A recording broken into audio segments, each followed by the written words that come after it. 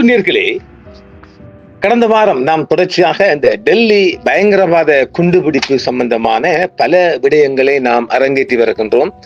நாம் ஆரம்பத்திலே சொன்ன ஒரு விடயம் என்ன? அதாவது இந்திய முஸ்லிம் டாக்டர் கம்யூனிட்டியை, அதாவது இந்த வைத்திய சமுதாயத்தை சீர்குலைப்பது.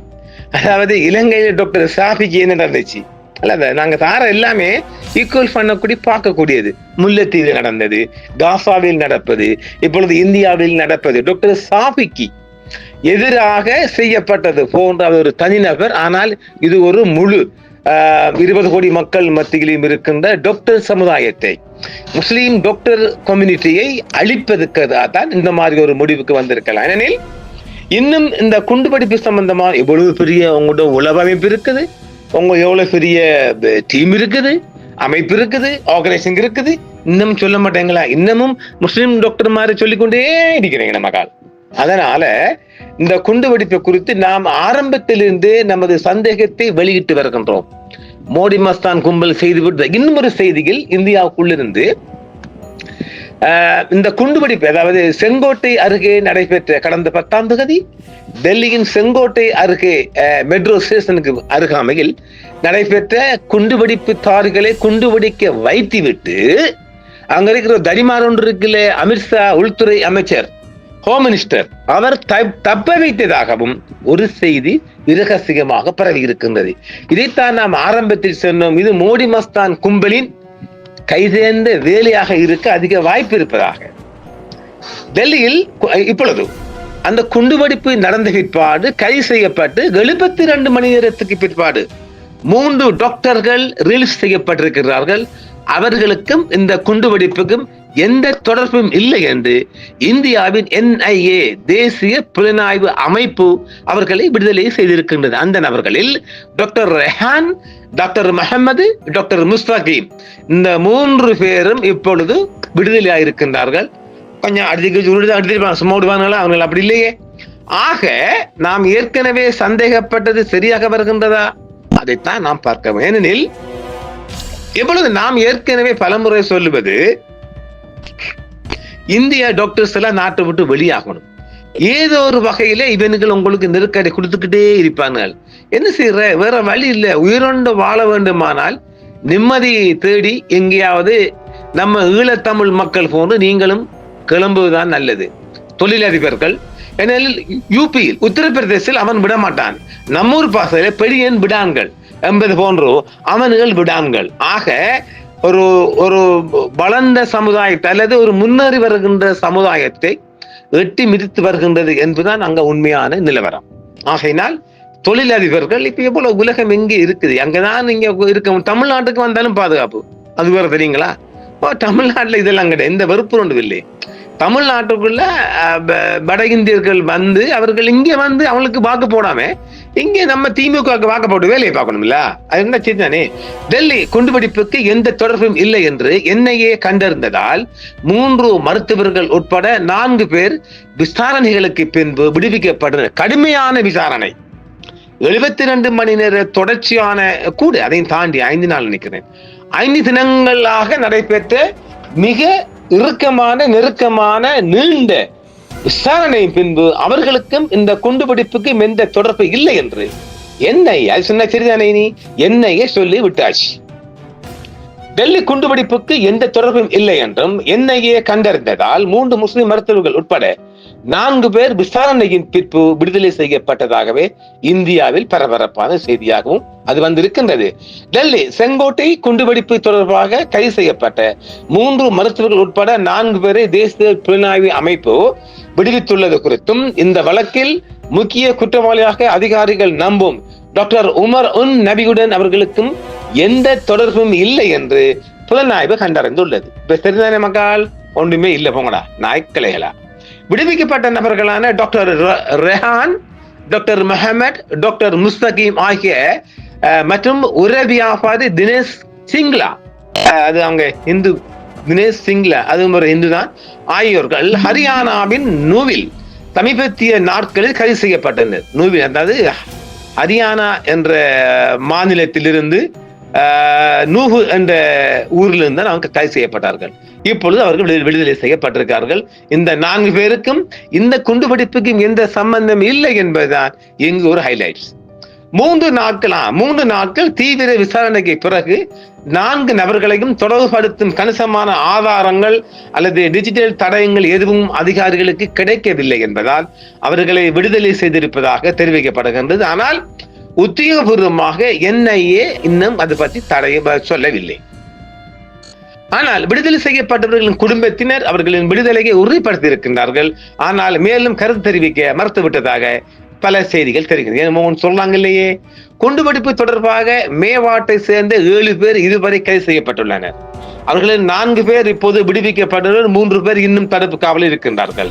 நவம்பர் 10 டெல்லி செங்கோட்டை அருகே ஹுண்டாய் i20 காரில் ஏற்பட்ட குண்டுவெடிப்பில் 13 நபர்கள் கொல்லப்பட்டார்கள் மற்றும் பலர் காயமடைந்தார்கள். பரிதாபாத்தில் உள்ள அல்-ஃபலா பல்கலைக்கழகத்தில் பணிபுரியும் ஜம்மு காஷ்மீரில் புல்வாமாவை சேர்ந்த மருத்துவ நிபுணர் டாக்டர் உமர் உன் நபி முக்கிய இசைக்குழு அமைப்பாளராக அடையாளம் காணப்பட்டுள்ளதாகவும் அந்த செய்தி ஒன்று தெரிவிக்கின்றது. டெல்லி குண்டுவெடிப்புடன் NIA தொடர்பு இல்லை என கண்டறிந்ததால் 3 மருத்துவர்கள் உட்பட 4ஆம் நபரையும் அவர்கள் விடுதலை செய்திருக்கின்றனர் என்று சொல்லப்படுகின்றது.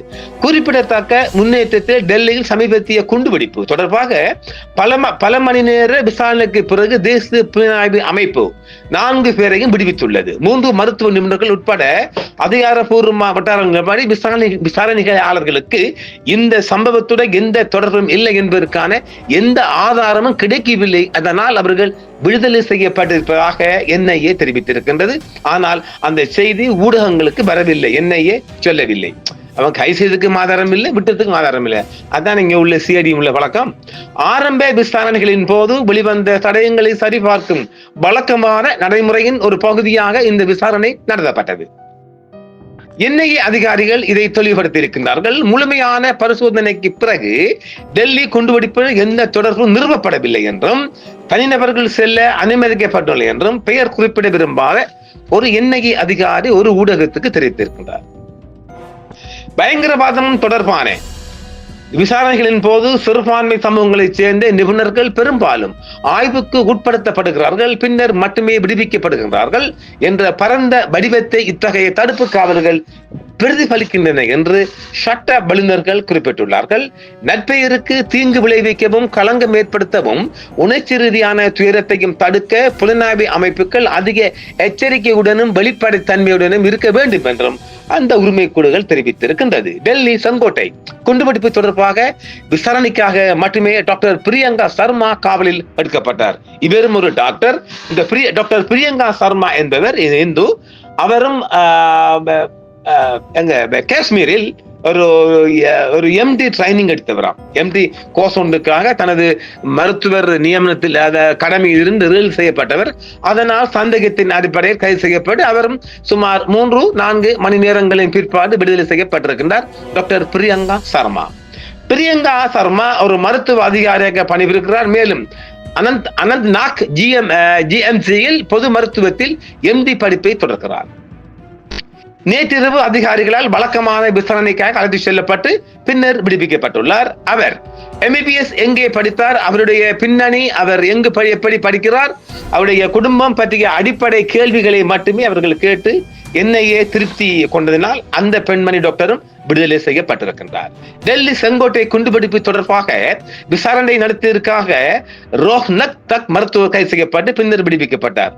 ரோஹ்தக் 2023 முதல் பிரியங்கா சர்மா ஜம்மு மற்றும் காஷ்மீரில் அனந்த்நாக்கில் பொது மருத்துவத்தில் முதுகலை பட்டம் பெற படிப்பு விடுப்பது ஸ்டடி லீவில் இருக்கின்றார். ரோஹ்தக் ஹரியானாவின் ரோஹ்தக் மருத்துவரான பிரியங்கா சர்மா டெல்லி குண்டுவெடிப்பு வழக்கு தொடர்பாக விசாரணைக்காக சிறிது நேரம் காவலில் வைக்கப்பட்டு காவல்துறையினர் விடுவிக்கப்பட்டிருக்கின்றார். விவரங்களை அளித்து பிரியங்காவின் சகோதரர் பாரத் பூஷன் அவர் காவலில் வைக்கப்பட்ட நேரத்தில் அவர் தனது குடும்ப உறுப்பினர்களுடன் வீடியோ கால் மூலம் பேசிக் கொண்டிருந்ததாகவும் தெரிவிக்கப்பட்டிருக்கின்றது. அவர் குற்றம் இல்லை என்பதை அறிந்து அவர் கைது செய்யப்பட்டு சிறிது நேரத்தில் அவருடைய குடும்பத்துடன் உரையாடுவதற்காக வீடியோ கால் மூலம் அவர் பொருத்தப்பட்டு பேசப்பட்டிருக்கின்றார்.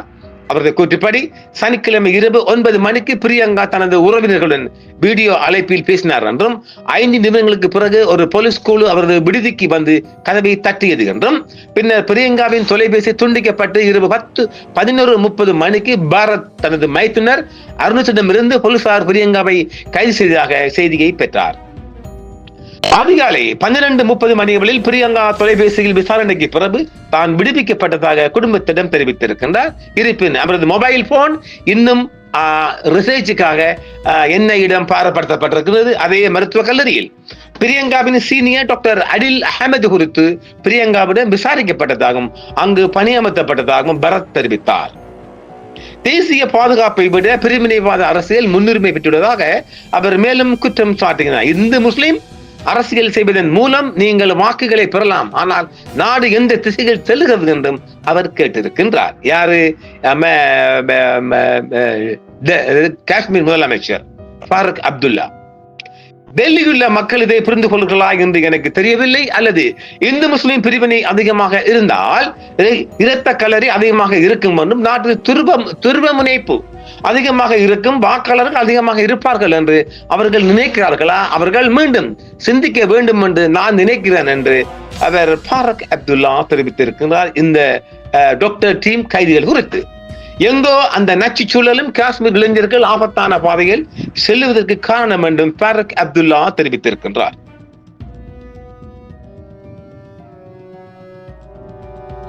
இதே நேரம் இதொரு விடயமாக நாங்கள் பார்க்க வேண்டியிருக்கின்றது. என்னதால் 6 பேர் கைது செய்யப்பட்ட விசாரணை நடந்து வருகிறது. 6 டாக்டர்ஸ்கள். குற்றம் சாட்டப்பட்ட அனைவரும் தப்பிக்க மாட்டார்கள் என்று அரசாங்கம் சொல்லுகின்றது. இதுல ஒரு இந்த மர்மம் ஒன்று இருக்கா, இன்னும் இதுவரையும் பிடிபடவில்லை. ஆனால் இவர்கள் தொடர்ந்து இந்த டாக்டர் டீமை தான் டார்கெட் பண்றாங்க. ஆனால் இன்னும் ஒரு 3 டாக்டர் விடுவிக்கப்பட்ட ஒண்ணுமே சம்பந்தம் இல்லாமல் ஆக இந்தியாவில் இருக்கின்ற ஒட்டுமொத்த, அதாவது அவர் சொல்ல போனால் இந்த ஆர்டிஎக்ஸ் எப்போது அல்லது எப்படி கொண்டு வரப்பட்ட என்று சொல்ல மாட்டாங்களாம். அப்ப அதுல ஒரு மர்மம் இருக்கா இல்லையா? அரசாங்க தரப்பால என்ன சொல்றாங்க என்றால் 6 பேர் கைது செய்யப்பட்டுள்ளனர், விசாரணை நடந்து வருகிறது, குற்றம் சாட்டப்பட்ட அனைவரும் தப்பிக்க மாட்டார்கள் என்றும் எங்கள் அரசாங்கம் அனைத்து மட்டங்களும் குற்றம் சாட்டப்பட்டவர்களை அம்பலப்படுத்தும் என்றும் ஒரு அமைச்சர் சொல்றார். அதாவது மத்திய அமைச்சர் ஒருவர் சொல்றார். அவர் அறிக்கைதான் அது. இதே நேரம் குற்றம் சாட்டப்பட்டவர்களை அம்பலப்படுத்தும் இந்த விடயத்திலும் இந்த ஆர்டிஎக்ஸ் வெடிமருந்து எப்போது அல்லது எங்கு இருந்து வந்தது என்பதை பற்றி நாங்கள் சொல்ல மாட்டோமா? இது பல ஆண்டுகளாக இருக்கலாம். விசாரணை நடந்து வருகிறது, தொகுதிகள் முறியடிக்கப்படுகின்றன, போதைப் பொருள் மீட்கப்படுகிறது, இவ்வளவு பெரிய அளவிலான குற்றவியல் பொருட்கள் கைப்பற்றப்பட்டு பயங்கரவாதிகள் கைது செய்யப்பட்டிருப்பது எங்கள் நிறுவனங்களின் வெற்றி என்று சொல்றாங்க. அப்ப ஆக இந்த வெடிபொருள் உங்களோட ராணுவ தரப்புக்குள் இருந்து வந்ததா? ஒரு கேள்வி வருகுதா இல்லையா? இதுதான் உண்மை. அப்ப ஆக இந்த வெடிமருந்து உங்களுக்கு உள்ளிருந்து கொடுக்கப்பட்டிருக்கு, அது வெளியாக்கினால் அதுல இருந்து இரகசியம் வெளியாகும், குட்டு அம்பலமாகும். அதனால் இந்த இந்திய டாக்டர் டீம் உண்டு, அந்த டாக்டர் மக்களை, இந்த டாக்டர் சமுதாயத்தை, வைத்திய சமுதாயத்தை சீரழிக்க வேணும், டேமேஜ் ஆக்கணும், கேவலமாக்க வேணும், அவர்கள் மக்கள் மத்தியில் இருந்து ஒடுக்கப்பட வேணும், ஒதுக்கப்பட வேணும். அத டாக்டர் ஷாவி போன்றும். இதுதான் உண்மை. இதற்கு இந்த வெடிமருந்து வெடிக்க வச்சவன் யாரு? அது என்னன்னு சொல்றீங்கல்ல, இந்த வெடிமருந்து எங்க இருந்து கிடைத்து? ஆர்டிஎக்ஸ் அதாவது சக்தி வாய்ந்த குண்டு வெடிப்பது. அப்ப இந்த ஆர்டிஎக்ஸ் குண்டுக்கான குண்டு பொருள்கள் ரிசோர்ஸ் எங்கிருந்து உங்களுக்கு கிடைச்சது? எப்ப வந்தது? யாரால் வந்தது? எப்போது வந்தது? எப்படி வந்தது? எல்லாம் நீ சொல்லணுமா இல்லையா? ஏன் நீங்க மறைக்கீங்க? அப்படியானால் உங்களுக்குள்ள இரகசியம் இருக்கு, அரசாங்கத்துக்குள்ள இருக்குது. அரசு இவைகளை மூடி மறைப்பதால் இந்த குட்டு வெளிவர வாய்ப்பில்லை. இந்த ஈஸ்டர் குண்டு வெடிப்பு போலதான் இந்த ஈஸ்டர் குண்டு வெடிப்புக்கான குண்டும் ஆர்டிஎக்ஸ் எங்கிருந்து வந்தது? அது என்ன சொல்றாங்கல்ல, இவங்களும் அவங்களும் சொல்றாங்கல்ல. எப்படி ஈடுபாடு பாத்தீங்களா? எனவே இந்த டெல்லி செங்கோட்டை குண்டுவெடிப்பு குறித்து நாம் இன்னும் ஏராளமான செய்திகள் வந்த வண்ணம் இருக்கின்றது. நாம் பொருத்தமான செய்திகளை உங்களுக்கு மீண்டும் கையளிப்போம். எது எப்படி போனாலும் இந்தியாவுக்குள் இருக்கின்ற முஸ்லீம் டாக்டர் கம்யூனிட்டி, அந்த முஸ்லீம் அந்த வைத்திய சமுதாயத்திற்கு ஒரு எச்சரிக்கையாகத்தான் இந்த விடயத்தை நான் பார்க்கின்றேன். நிச்சயமாக அவங்களுக்கு எதிரான ஒரு வலைப்பின்னல் சக்தி உத்தரப்பிரதேஷ் முழுவதும் அவர்களுக்கு எதிரான ஒரு ஒரு விஷ ஜந்துக்களின் ஒரு முறி, அதாவது என்ன சொல்லுது, ஒரு ஒரு ஒரு ஒரு கேவலமான முன்னெடுப்பு நகர்வாகத்தான் நான் பார்க்கிறேன். ஏனெனில் அங்க இருக்கான ஒரு மொட்டன் ஆதித் நாய், அந்த நாய் வேலையாகவும் இருக்கலாம். எனவே எது எப்படி பார்த்தாலும் வளர்ந்து வருகின்ற முன்னேறி வருகின்ற முஸ்லிம் டாக்டர் சமுதாயத்தை ஒட்டுமொத்தமாக அடிச்சு நொறுச்சி எடுக்கும் ஒரு திட்டம் மோடி மஸ்தான் கும்பலின். பார்க்கலாம் இன்னும் ஒரு காணொளியில். என்றும் உங்களுடன் சன்ரைஸ் இந்தியா டிவி. சப்ஸ்கிரைப் பண்ணுங்கள், பெல் பட்டனையும் கிளிக் செய்யுங்கள். உங்கள் ஆதரவே எங்கள் சேவை. ஆதரவு தாருங்கள், அரவணைப்போம். மறக்காம சர்ப்ரைஸ் பண்ணுங்க. தேங்க்யூ.